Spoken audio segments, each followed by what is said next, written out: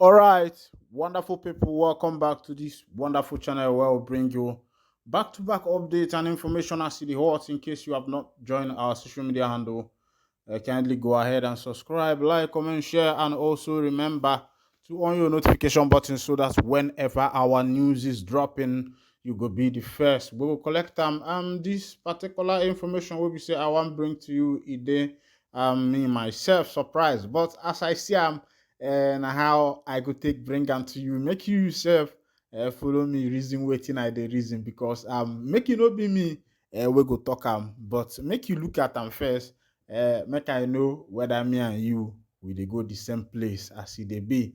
According to the headline, see how they take put on for that news. They say Nnamdi Kanu issues directive to supporters ahead of speculated release. So that is to tell you that the headline is trying to direct you, let you know that his release is very close. And of course, you know that the new date is 15th, and 15th is like in 2 weeks' time. Because today, December, we don't enter already. Make I tell you, compliment of the season in advance. e never reach, but my life, now you go make am come. As it be, leader of the indigenous people of Biafra, Nnamdi Kanu, has directed his followers to stay on course as ohanezendigbo hints at a potential release this December. Well, before I will continue, I also um, say that Ohaneze said that 40 days should be given to them, which is a month and like 2 weeks or thereabout, which was given. But the issue is that the people have not even received any a kind of report and say, my people, this is where we are and this is what we are currently going to do. This is who we have met and this is who we have spoken to.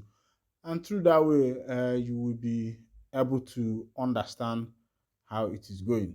But as it be, make I still continue with that information, make you see as the information carry the go.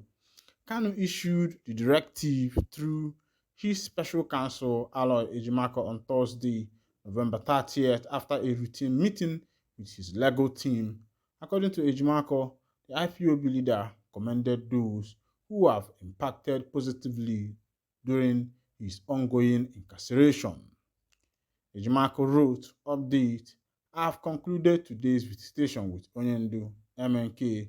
In my company were Barrister Mandela and Prince Emmanuel. MNK greets the faithful and loyal and directs that all should stay put and stay the course. He is proud of those that have impacted positively and brought sanity to bear.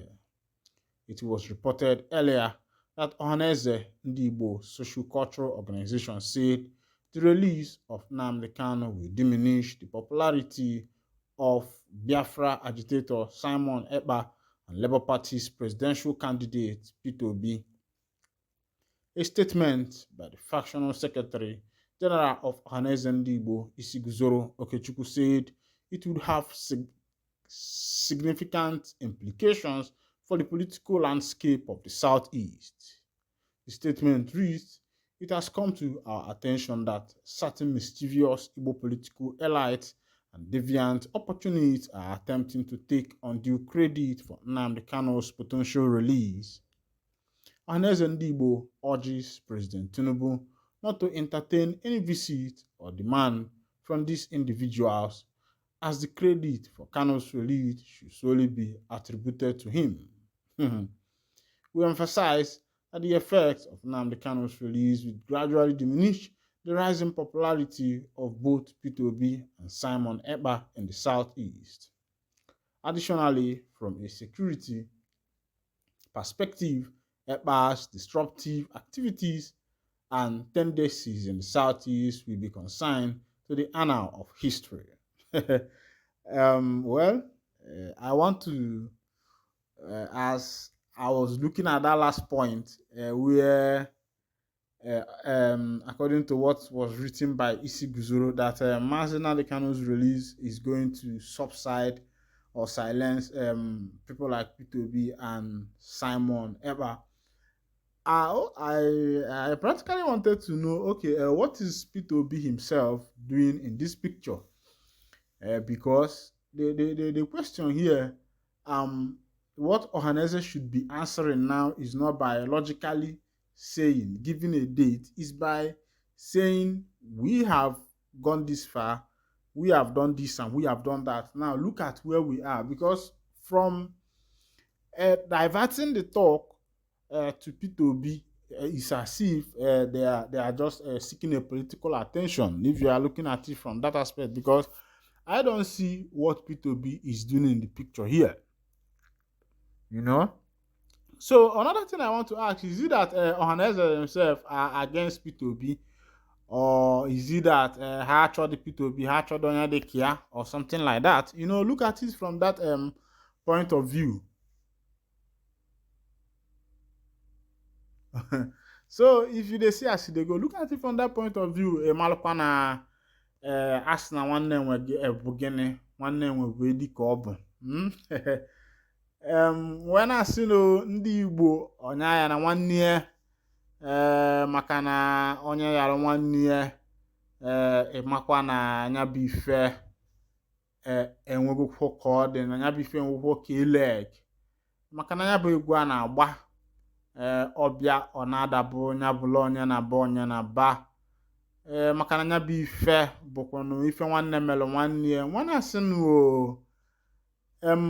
asịkwa na onye kama efi mmadụ ya agbanalị ya, ọkaba alụme gịnị gbubili ọdụ, maka na igbubili efi ọdụ, ịma na ka onwegodu nke iji aka. Ndị Igbo, I want to say something, because where are the Ndi Igbos? Who are they supporting? Which way are they going? You know, this divide and rule issue that have come into the political atmosphere is something that is different. Meanwhile, other tribes do their politics openly and go inside and arrange things as brothers. That's what is happening in other tribes. Both those that are in Apoga, both those that are in PDP, both those that are they don't even care. What they care is that let one person from them get that position, and they are ready to fight to nothing to make sure that one person from them gets that position. That's how other tribes play their politics. And you yourself, you will be wondering, why are the Southeast politicians, why are they like they are the minute of political structure of Nigeria? Because if you look at Southeast politicians, you find out in the political structure of Nigeria, they are minute. They are very small, and they don't even have a saying in what is going on in the nation fully. They can only take what belongs to them as an allocation. But in determining what happens in this nation, I don't think that Igbo politicians have gotten to that level, to be frank with you. What is happening in as far as politics is concerned now. And if you ask me why is it like this, is because that talk that she says on and 1 year, because Igbo politicians, then they now about divide and rule game. Meanwhile, other people, they are building themselves up. They come openly and do party for you. They go inside and arrange things. Is the issue of, okay, let's say as if now, is it possible that Mazi Nnamdi Kanu Ohamadike 1 of Ndị Igbo na-egekwanụ ntị o, na-egekwanụ ntị, because ihe anyị na-anọ na-abụ ọnọkọlọ ihe a na-anọ bụ ọnọkọlọ. Is it possible that MNK will come out and say, now, let me become the president of Nigeria? Do you think that something like that will happen? Now, let's say in future, because on one hand we had him at the MSF, you don't know what the future holds. Let's just put it like that, or something like that, Can it happen? Is a question. I'm just putting it to you. Or rhetorical, or a choice. I just put it to you like in the law. Meanwhile, Cantoperia from that place can border for Anambra State now. They say Anambra community protest estimate electricity bills, insist on prepaid meters. It be like say people eyes don't they open because the time where we say that they talk about this prepaid meter.